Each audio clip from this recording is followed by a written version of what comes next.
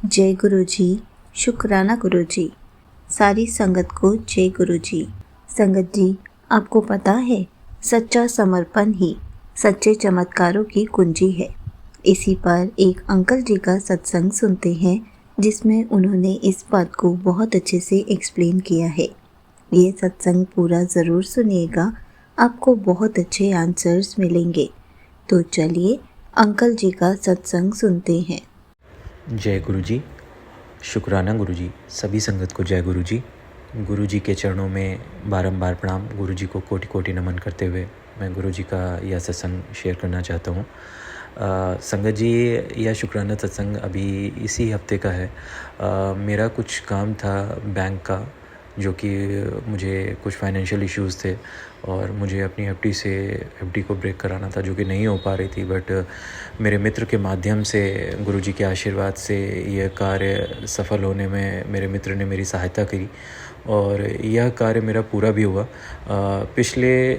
ये काम पिछले पूरे कंप्लीट 7 दिनों में ही संपन्न हुआ, गुरु जी की ब्लेसिंग्स के अनुसार। और गुरु जी मेरे साथ हर दिन, जितने दिन भी मेरे बैंक के चक्कर लगे 7 दिन, तो सातों दिन गुरु जी मेरे साथ सुंदर तितली के स्वरूप में हमेशा मेरे साथ संग संग रहे, हर एक पल रहे। मैंने 50 किलोमीटर का सफ़र, जाने का और आने का 50 किलोमीटर का सफ़र जो है वो डेली बैंक का तय किया। और गुरुजी हर समय, हर एक पल, हर एक क्षण जहाँ बैंक में भी जाता था वहाँ पे भी मेरे साथ तितली के स्वरूप में रहे और मुझे दर्शन दे के कृतार्थ किया, मेरे अंग संग रहे।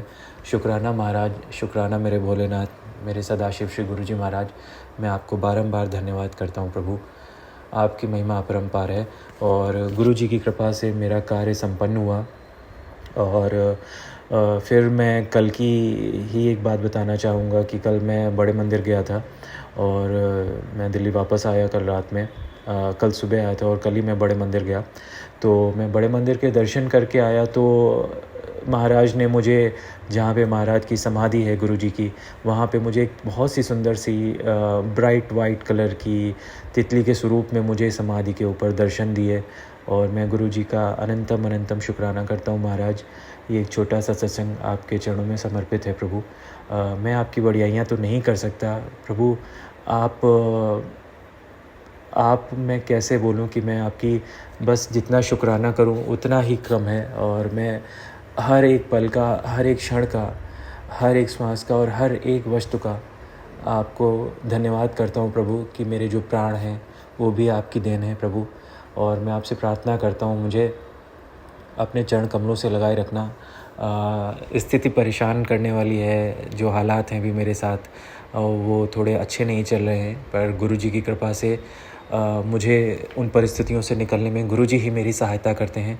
और आंटी जी के चैनल के माध्यम से सत्संग के रूप में मुझे, जब भी मैं कोई सत्संग सुनता हूँ तो मुझे उस सत्संग का उत्तर भी मिल जाता है।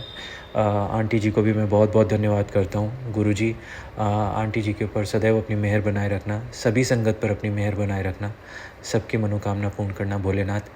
और मैं अंत में यही कहना चाहूँगा, अपना मंत्र को, अपने इस सत्संग को मंत्र जाप के साथ विराम भी करूँगा। उससे पहले मैं ये कहना चाहूँगा, महाराज आपने मुझे बहुत ही अच्छा संदेश दिया कि प्रभु, मेरे कार्य शायद रुके हुए थे उस कारणों की वजह से कि मैं आपकी पूजा करता था, पूजा करता हूँ और करता रहूँगा, आपका ध्यान करता हूँ, पर शायद कहीं मन में अंदर एक वो विश्वास नहीं बन पा रहा था कि ये मेरे कार्य क्या मैं स्वार्थवश भगवान की सेवा कर रहा हूँ। तो प्रभु मुझे माफ़ करिएगा। मैं अब आप पर पूर्ण रूप से समर्पित करता हूँ अपने आप को, खुद को, जहाँ की भगवान को, गुरु जी महाराज को पूर्ण रूप से समर्पित करना, हम मनुष्य हैं, हमारे लिए शायद वो चीज़ पॉसिबल नहीं है। परंतु मैं अपनी गलतियों की माफ़ी मांगते हुए, जो भी जाने अनजाने में प्रभु मुझसे गलतियाँ हो जाती हैं, जो भी मेरे माड़े कर्म हैं इस जन्म के या पिछले जन्म के, उनको भोलेनाथ क्षमा करिए प्रभु और मुझ पर अपनी कृपा करिए। इस विपत्ति जो आई हुई हैं उनसे निकलने का मुझे रास्ता दिखाइए प्रभु, मेरा साथ मत छोड़ना। और अरदास यही करता हूँ कि सभी संगत पर अपनी अरदास, सभी संगत पर अपनी कृपा बनाए रखना, उनकी अरदास पूरी करना, सर्वदा भला करना प्रभु, सबका कल्याण करना। और इस सत्संग को कहने में मुझसे कोई भी गलती हो गई हो महाराज, मुझे माफ़ कर दो, मुझे क्षमा कर दो प्रभु। ओम नमः शिवाय, शिवजी सदा सहाय। ओम नमः शिवाय, गुरुजी सदा सहाय। जय गुरुजी, जय संगत जी, जय गुरुजी। Thank you so much uncle ji, आपने अपना सत्संग पूरे गुरु परिवार के साथ शेयर किया। संगत जी, ये बात सच है, जहाँ स्वार्थ खत्म होता है वहीं से कृपा शुरू होती है। जब हम अपनी इच्छाओं और अपेक्षाओं को छोड़कर केवल प्रेम और श्रद्धा से गुरु जी को याद करते हैं, तब हम उनके आशीर्वाद के असली पात्र बनते हैं। बिना कुछ मांगे जो प्रेम होता है वही सबसे शुद्ध होता है। समर्पण मतलब खुद को गुरु जी के हवाले कर देना, फिर जो होगा वही सबसे अच्छा होगा। सच्चा समर्पण वही है, हम अपनी सोच, इच्छा और नियंत्रण छोड़कर सब कुछ गुरु जी पर छोड़ देते हैं।